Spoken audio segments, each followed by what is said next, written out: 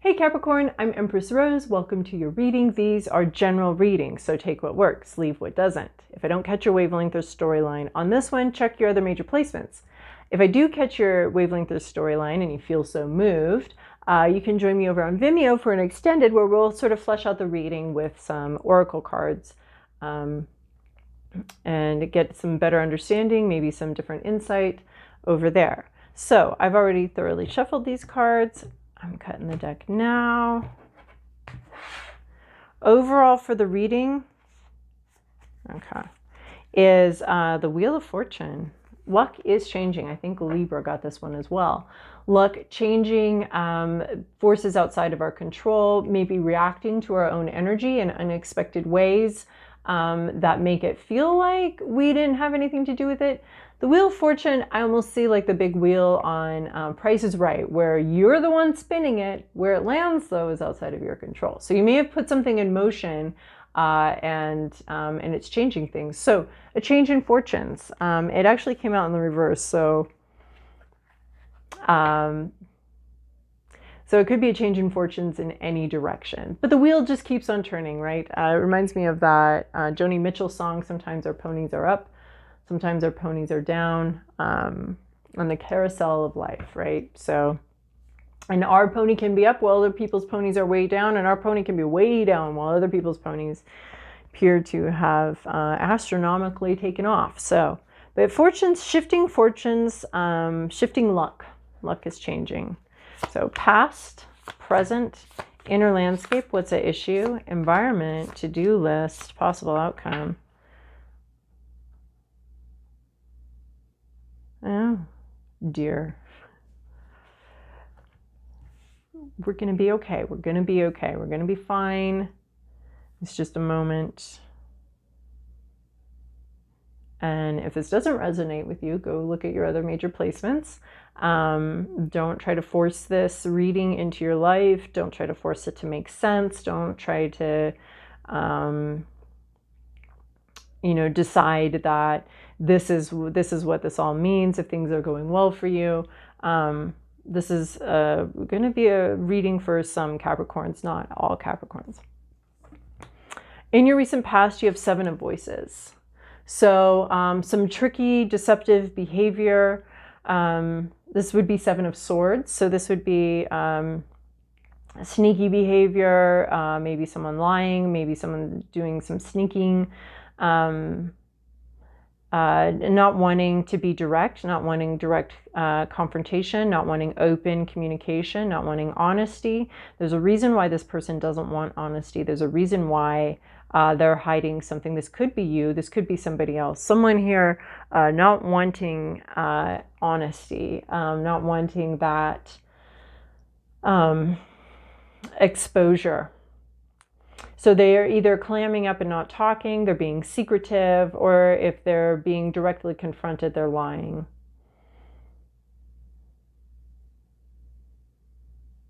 It's sort of something's kind of topsy-turvy, or something's got a very deep shadow to it. Something someone is saying or something someone's doing has some sort of shadow side to it that's not... there's something behind whatever's going on. Some kind of conversation has something going on behind it that's a lot deeper and a lot darker than what they're sharing, than what you're seeing on the surface. So you're seeing something on the surface that may seem fine, may seem friendly, but there's something underneath it. There's something behind it that's just not... it's harder to see, it's harder to understand, and it's not very... it's being obfuscated for a reason. There's a mask. There's a mask over something. Not to make you be paranoid. This is why, especially once I see some of these cards coming out, it's just like you need to, if this is not your reading, if that doesn't resonate with you, this would be in the past. So what I see with this card in the recent past, just overall in tarot, is that these first 2 cards to me are, is this your story or is this not your story? Is there something in your recent past that you're like, yes, absolutely, that's happened? If there's not, then this isn't your reading, right? So these is sort of the proofs in the pudding here. is this going to be a reading or not? So we're going to go with these first 2 cards. And then you can feel free to drop out of this reading if this doesn't end up resonating with you. So current situation, we have the Chariot. There's a lot of movement, a lot of power, a lot of growth. There's a harnessing of energy, and it's all moving. There's something here that's going to move very quickly, that's moving very fast for you. It comes from this past energy of something being hidden, something being obfuscated, from scrutiny, something being kept from scrutiny. And it's going into the future, or in the current situation, there's energy, there's power, there's movement, there's something that's moving very quickly forward. Now, did what was in the past get exposed and that's what's causing this movement, or is what's in the past like still kind of hidden from people? Like, are you still hiding something? Like, I almost see like a project or something moving forward very quickly, but there's all of this information that still hasn't come out. There's all of this stuff that still hasn't been exposed yet. Or it's moving forward on a false foundation. So there's something, this could be a trip though, this could be a journey, this could be, right, the Chariot can have to do with, right, it's a chariot. It's our vehicle. It's our only vehicle in the deck. So there could be something having to do with a vehicle, something having to do with something moving forward quickly as you would in a vehicle, more so than on foot. This could be a trip, a journey, someone going on a trip. But there's some movement in the current situation. It has to do with movement. Maybe it's physical movement. Maybe it's project movement, like some project moving forward with something. Your worries, your inner landscape, this is just obviously worry, is 5 of emotions, grief. You're worried about grief. You're worried about sadness. You're worried about something that's been frozen, something that's been held in, coming out. You're worried about tapping into, I want to say like a mountain of grief, like a glacier of grief that starts melting at a fast pace.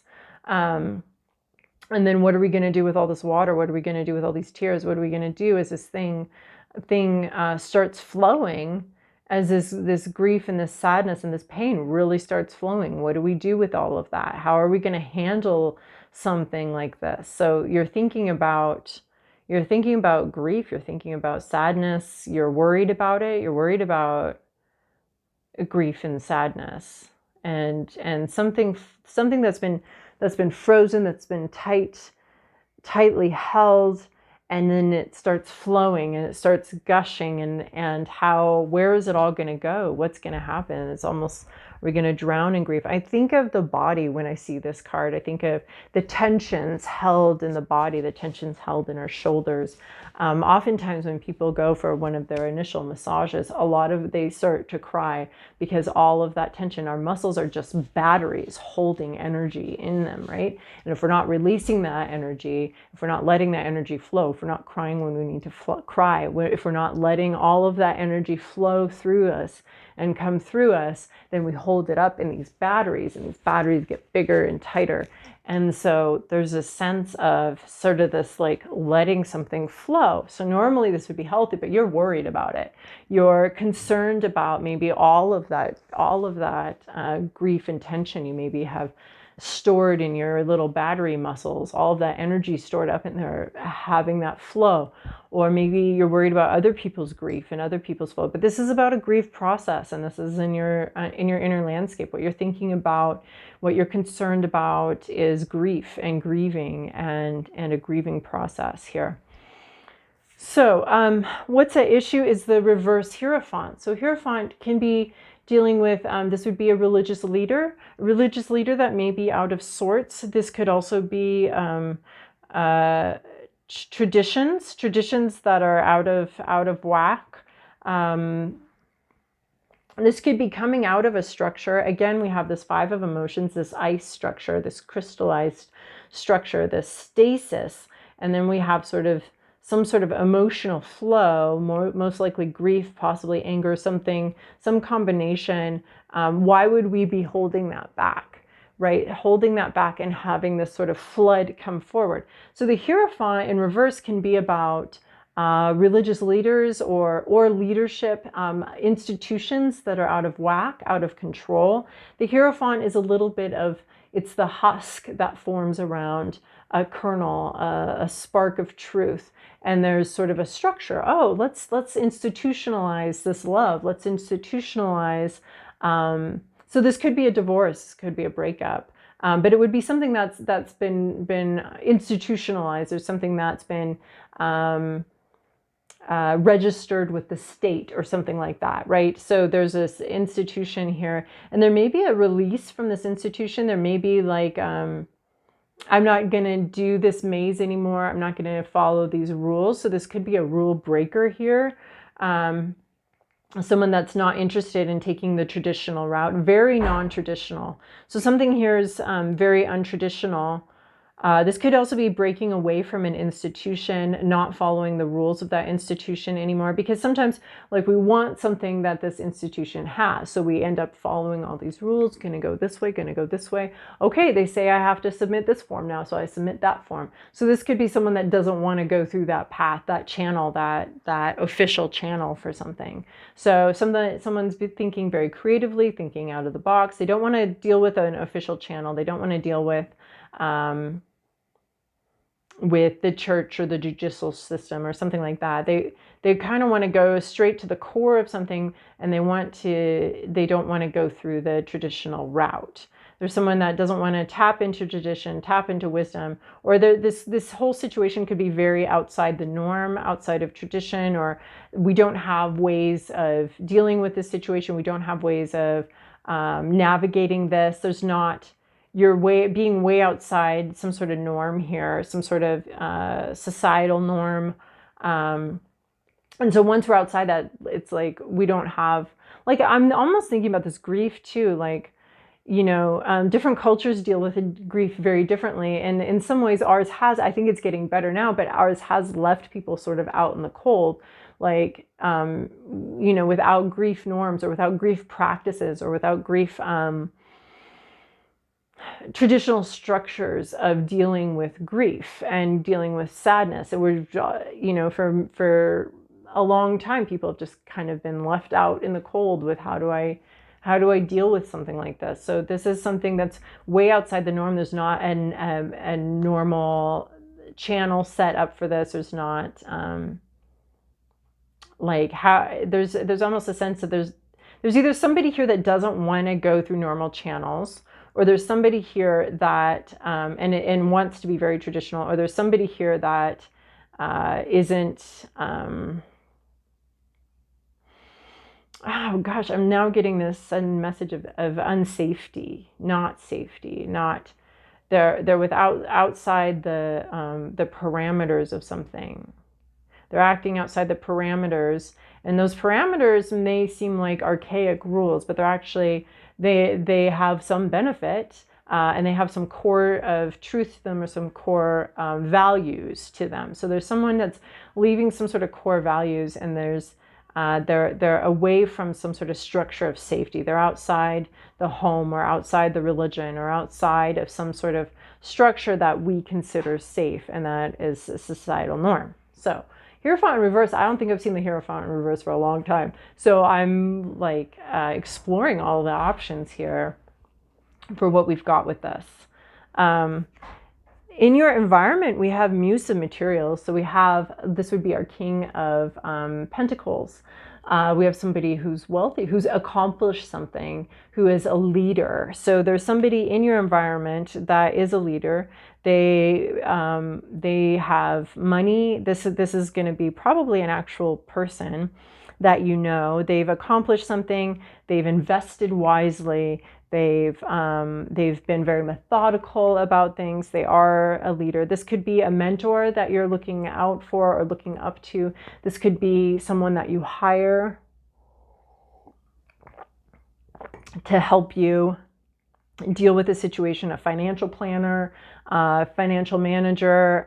This could be anybody with some sort of expertise in planning things, in and this could be a lawyer, like a financial planner lawyer. This is going to be someone that's going to have some guidance to give you, and they're going to be willing to give it. They're going to be, yeah, it's an advisor or something that you can turn to. And I want to say you'll know them by their fruits. Like, this person is successful. That's why you can trust them to advise you on finances. They're not successful in a way. It does sit under the Seven of Voices. So maybe this person has been a financial advisor, but actually they've been, it needs further scrutiny, because maybe they're successful and you're like, well, then they'll give me advice. No, they could be sucking from you. Like, they're financially successful because they know how to play a game, or they know how to, hide finances or hide things from, and deceive other people to take their finances. The Muse of Materials, though, is usually a pretty solid character. They're usually very reliable, dependable, but maybe there's something, it's sitting underneath the Seven of Voices. So maybe they've done something very undependable or sneaky or lying. But normally this would be someone with some leadership. And in the reverse of Hierophant, with the Seven of Voices, it could be someone in leadership who has been sneaky, has been lying, or has been less than truthful about something. But typically, I would say that the Muse of Materials, so unless you know that this Muse of Materials could be very useful in helping you deal with what's gone on in the past. So this could be some sort of lawyer or advisor or somebody that can help you navigate something. They're typically a successful business person, basically, that you can typically rely on, but maybe that's the antidote to this reverse Hierophant and the Seven of Voices, is outside of the norms, is pulling in a Muse of Materials, pulling in a King of Pentacles to help you manage and deal with something. Maybe this is a banker or something. I guess with the Seven of Voices coming out front here, it throws like a lot of things into question here. So maybe something from your past has thrown a lot of things into question. Something that's happened recently that was less than on the up and up, that may have been shady, a little bit shady here, has thrown into question a lot of different things. Maybe it has you questioning your whole religion, your whole belief system.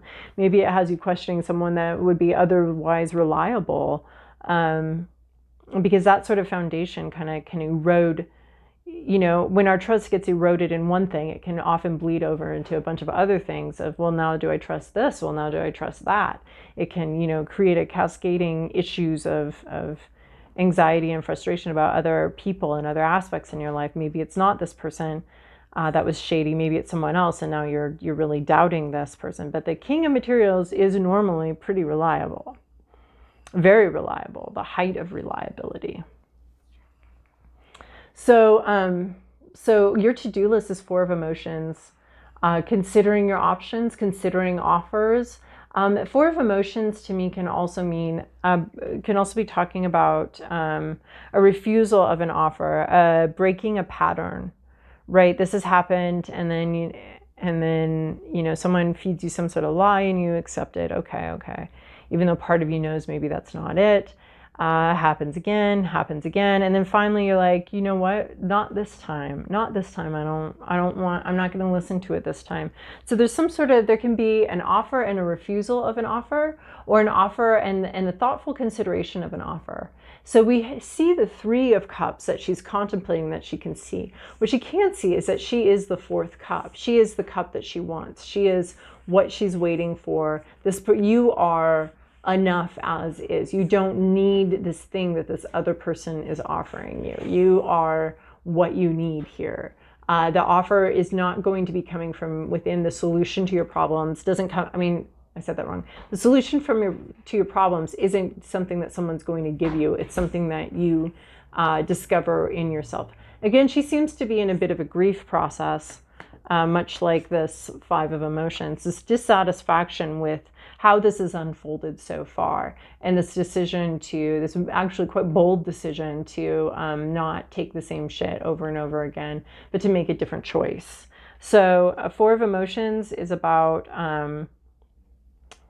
a pattern being broken and you finding the strength within to break that pattern, to not receive that, to not need this, and to not need this to be true, to not need this to be right. The Seven of Voices, we were talking about, you know, wanting to see things a certain way, but it's got this whole shadow element to it, this whole darkness behind what's being presented.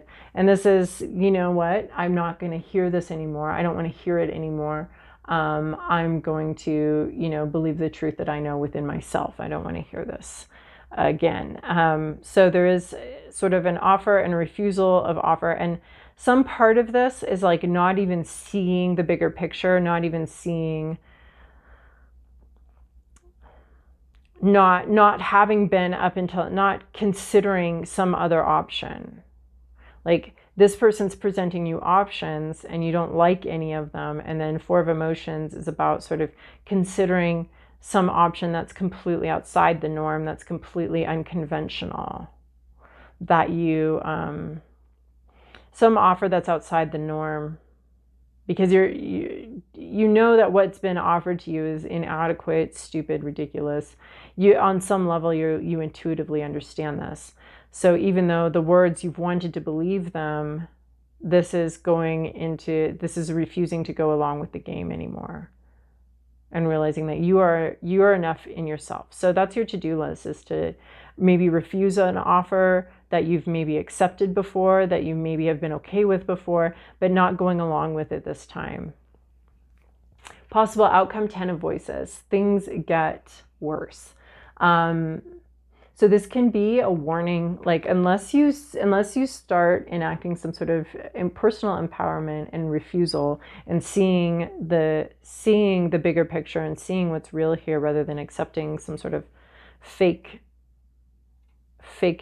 There's like a cutout. There's like the cups here are negative space. They're like, what's not being said is being offered to you. What's not real is being offered to you. And this is, I don't want that anymore. I want to see something bigger. But so that's what I think we're addressing, is trying to see the bigger picture, trying to see the patterns.